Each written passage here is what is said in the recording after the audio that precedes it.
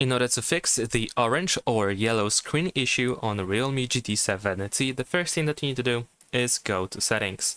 Now over here in the settings, we can go to display and brightness, and the first thing that we're gonna do is go to eye comfort and sleep. There are two options, maybe even three, that can turn your screen more yellowish or orangish, and that is the eye comfort over here and the bedtime mode. So you can turn these options off if you have them enabled, and there is also the AI eye comfort, which in theory should also adjust the color temperature to protect your eyes, so you can check that option out as well. Now besides that, we can also go to the screen color mode, which can also turn our screen into more yellow or orange, especially if the screen color temperature is set to warm, or if you use some other options here like natural or something else. So you might want to adjust that as well and set the color temperature to default.